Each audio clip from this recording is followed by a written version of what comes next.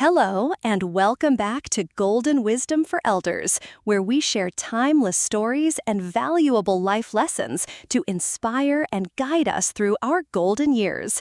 Today, let's explore this heartfelt tale from Reddit, which reminds us of the importance of standing our ground, respecting boundaries, and building community as we age.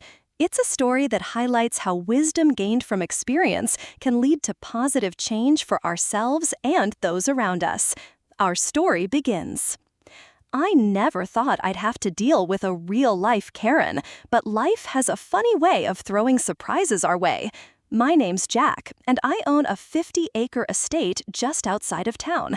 It's been in my family for generations, passed down from my great-grandfather who built the place back in the 1920s.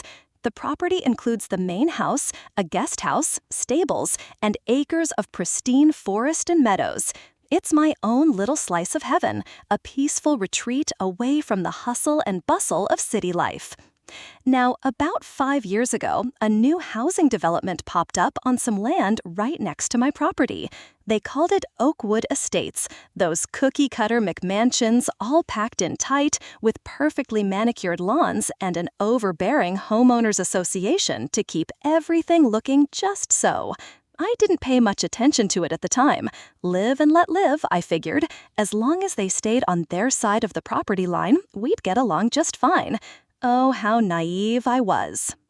It all started on a crisp autumn morning. I was out for my usual walk around the property, checking the fences and enjoying the beautiful fall colors when I heard a shrill voice calling out behind me. Excuse me, sir."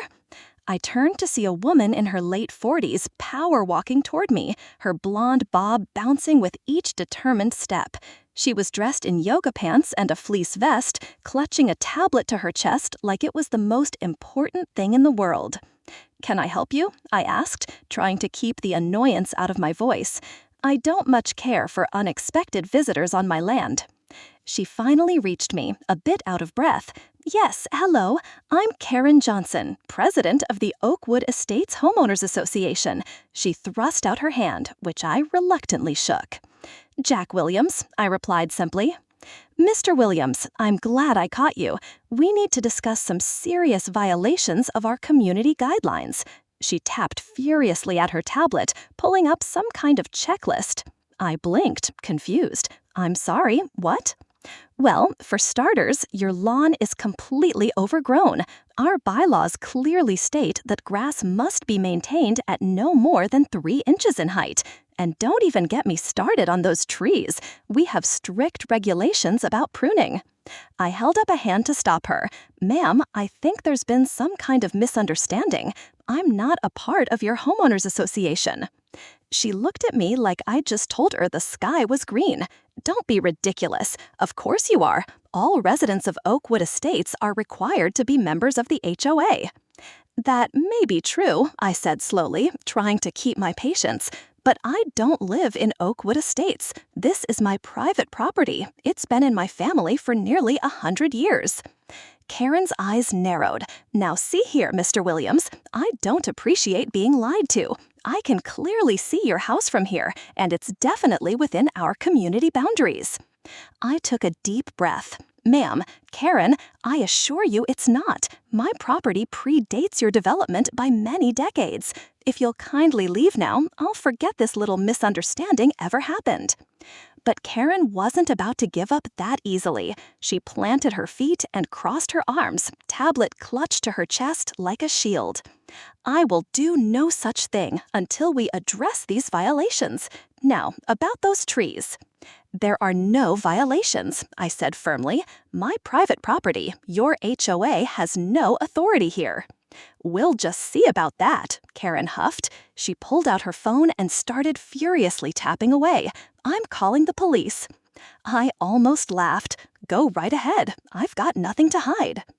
And so began my surreal afternoon dealing with Oakwood Estates' most entitled resident. Little did I know, this was only the beginning of my troubles with Karen Johnson. While we waited for the police to arrive, Karen paced back and forth, muttering to herself, and occasionally shooting me dirty looks. I leaned against a nearby oak tree, amused despite my annoyance. After about 20 minutes, a patrol car pulled up the long driveway. Officer Mike Hansen stepped out, an amused look on his face when he saw me. "Afternoon, Jack," he called as he approached. "What seems to be the trouble?" Before I could answer, Karen marched up to him. "Officer, I'd like to report multiple violations of our homeowners association. This man is refusing to comply with community standards and claims he's not even a member." Mike raised an eyebrow at me. I just shrugged.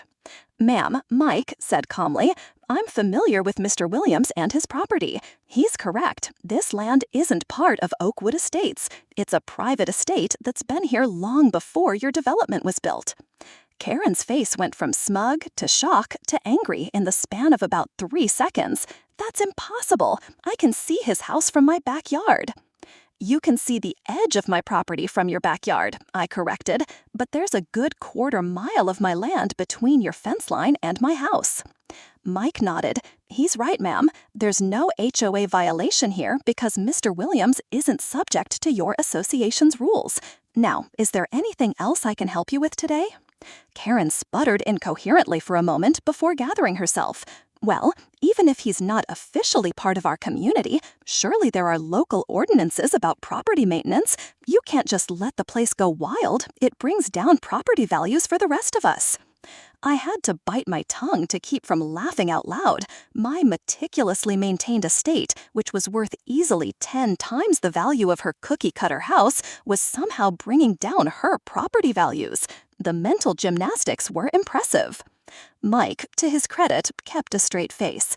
"Ma'am, Mr. Williams' property is well within code for the county. There are no violations here.